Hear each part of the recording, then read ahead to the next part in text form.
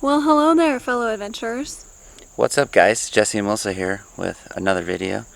And today we are going to talk about things that we hate about RVing. And you might agree with some of these, some of them might not be a big deal to you, but we're going to go through them one by one and kind of talk about things that we hate, because there's a few things, like it's not all sunshine and rainbows around here. Yeah, some of these things definitely apply to us as full-timers. They might apply to you if you're a part-timer or possibly even a weekend warrior as well. But most of it is going to be full-time or part-time living. Let's get to it.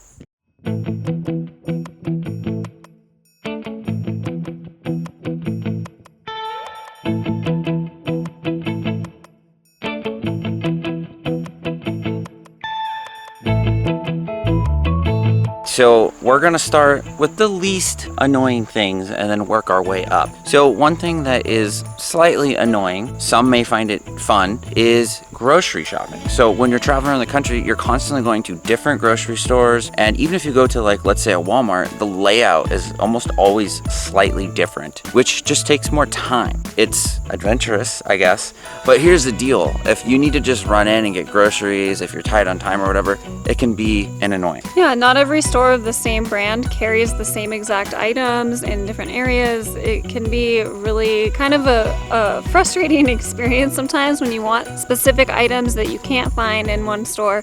And like you said, you have to find figure out a new layout of the store every time you move. What if Walmart's not always an option? Then you have to go to the local market. And that's like a completely different thing. Yeah. Another thing that can be really frustrating for us sometimes is not knowing where you're going to be next week or month, or definitely not next year. We never Or know the that. night before. Or even the night. You maybe don't know where you're going to sleep. That's pretty normal for us. But that's also because we boondock all the time. You can plan out a trip or, a route well ahead of time. You might have to plan weeks, months, or in some cases even a year. Like if you're going down to Florida for the winter, you're probably going to have to book sites out for a whole year in order to get those reservations. Yeah, and we don't really like doing that. So unfortunately, we run in a lot of situations where we don't know where we'll be staying the night before. Yeah, and you never know if you're going to roll up to a spot and it's going to be taken or it's going to be closed. I mean, we do our best to research ahead and plan ahead, but it's a gamble. It's always a gamble. So if you're like me, you might not like crowded campgrounds or campgrounds in general. So that's a really big misconception. I don't know why I don't know how to say that word, but anyways, basically meaning campgrounds are normally stacked in very tightly. Occasionally you can get state parks that are spread out, but on average, if you don't like people being right on top of you, you're not gonna like campgrounds. Also with campgrounds, there's a very high cost. If you're staying a few nights here or there, you don't really notice it, not a big deal. But if you're gonna stay for a month or a few weeks, it can almost be as expensive as rent in some areas. So that's a main reason we like boondocking, and a reason you might not like campgrounds. So another thing you might not like about RVing is what we call decision fatigue. So yes, you're constantly doing all this fun stuff, you're going to all these cool places, but at the same time, you're always having to make more choices. If you live a standard life, you typically wake up, you drive to work, you do your work, you come home. Maybe a decision you have to make is, what are you going to watch on Netflix? Every what night. Am I going to have for dinner? Yeah, I mean, we still have all those standard decisions that you have in a normal life, but then we're like, where are we going to go hiking? Like, if we want to eat out, like, we have to research and be like, where do we want to eat out? Where do we want to camp? Where do we want to stay? Where are we going to have our packages delivered? Where are we going to have our mail shipped? Yeah, that's all a huge of those thing. Sorts of things. And this definitely is like first world problems, don't get me wrong, but that's just one thing that goes into this kind of lifestyle. It creates a lot of mental gymnastics, a lot of mental energy that you have to give into making these decisions all the time. Yeah, and this is a lot of little things that people might not think about before they go full-time, or even if you're just going to go on like a 1-month trip or what have you.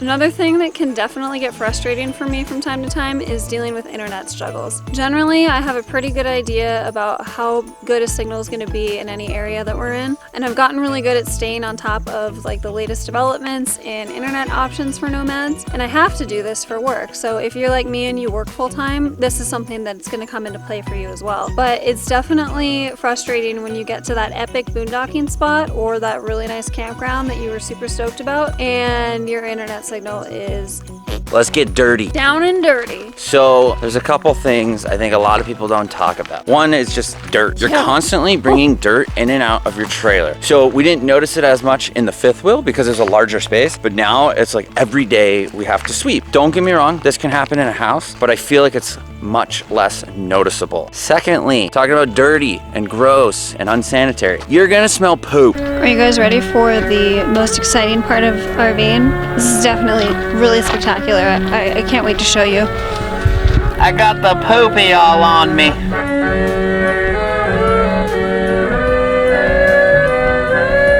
Smells like poo-poo. Let it flow. The glamorous side of full-time travel.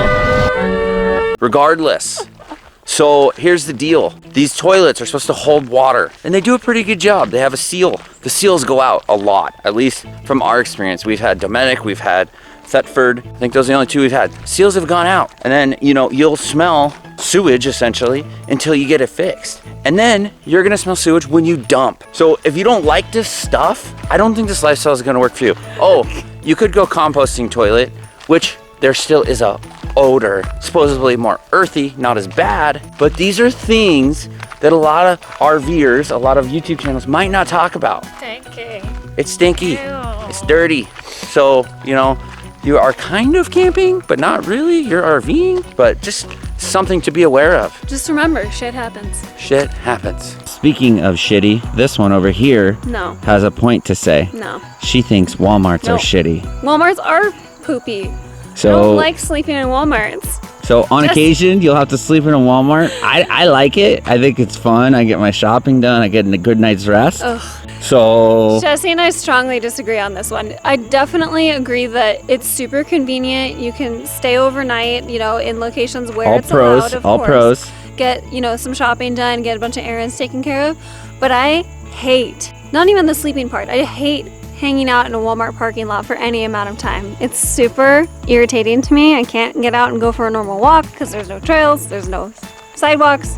You just gotta walk through a stupid parking lot. Hate it. Another thing that is mostly on me is stuff breaks a lot in RVs.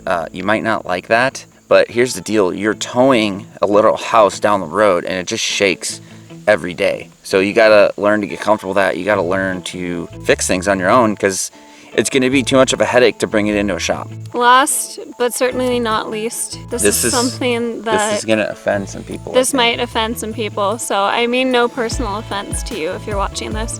Do you want me to say it? No, I can say it. People are much better at being mad at me. Are they? Well, it's okay. I'm gonna have to take one for the team this time because Okay. this was my idea. Okay. One thing I definitely don't like about RVing is that it's kind of boring. Yes. So all the stuff that we said obviously are like minor inconveniences, things you might not like, things you might not have thought about. But here's the deal. When it comes down to it, it's still, in my opinion, easy. What I mean by easy is you have a full house with you. You have a kitchen, you have a sink, you have running water. You have everything you need.